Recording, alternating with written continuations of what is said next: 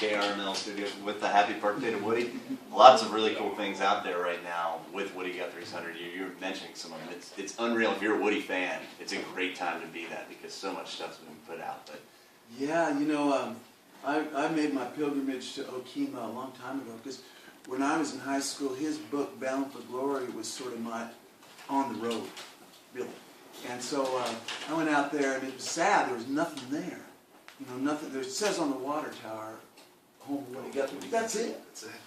And so I found this rubble, you know, this place where the Guthrie house was, and it burned up, and you know, it's just weeds and little wild trees growing in the middle of it, you know. And that's all there was. And then I was playing in Oklahoma City at a house concert, and after the show we were talking, and we decided, we were sitting on the porch hanging out, and decided it was a good idea to go down there, and I got a rock out of it. We drove to Okima, got a little rock out of it. How they found it. nice. Yeah.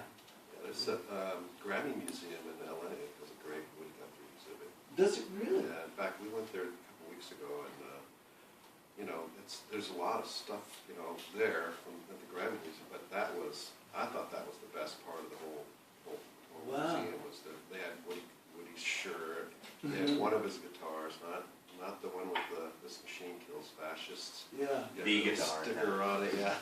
And they had a page. They had his notebook where he had written stuff in it. Wow. Really cool stuff. Where's that? At the Grammy Museum in LA. And then also there was that photo I was talking to you about, the photo of Woody with a big, huge, bushy beard with Ramblin' Jack in Washington Square in New York City.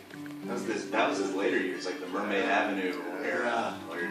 That was a pretty crazy era for Woody. If you've read some of it, it was The Joe Klein book and stuff. Yeah, that was a tough time for Woody. He was getting sicker, and he was drinking a lot. And Jack's job was to take care of him. yeah.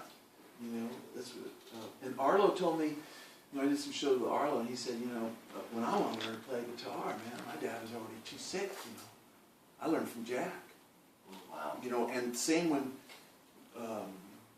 Dylan was, you know, came to New York City, because I'm kind of a music historian, and I like to, you know, certain things I'm interested in. And I was playing at the Bluebird Cafe in Nashville with Jack, and we were driving in a rental car to Bristol, Virginia, to do that show called Mountain Stage. And so It's a great venue. great, yeah, and they change it around anyway. So anyway, I got some time to kill, so I'm with Jack, you know, when it starts raining, now I gotta drive slower, it's raining hard.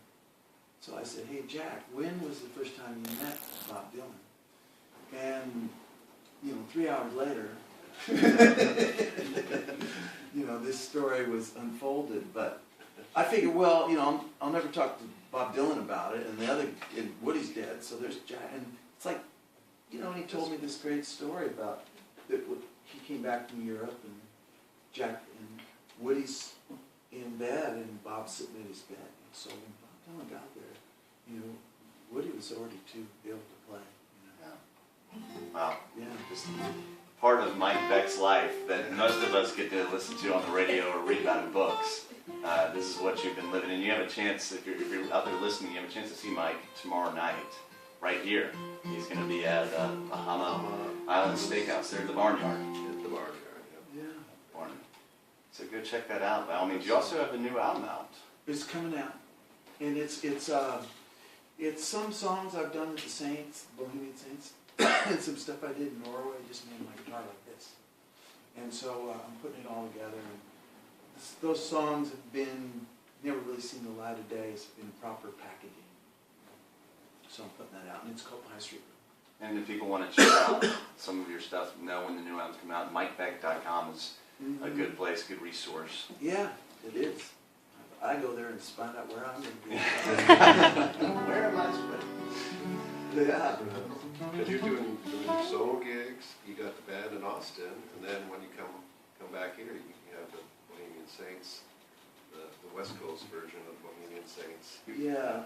You had to slip there when you come home. Is this still home? Pretty much. I mean, yeah. Yeah. I know that everyone listening is really glad to hear that.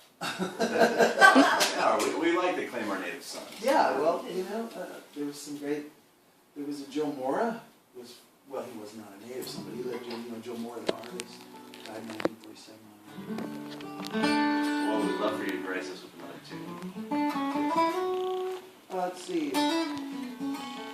Mac, what do you think? What should be? Got any? You know, I have my favorites, you know, George Orwell, Will Dale, John Steinbeck, Katie Gaker, I can go on and on. Steinbeck would be great. You want to hear that, John Yeah, Steinbeck? speaking of drank in native here? sons. I Yeah. mean, yeah.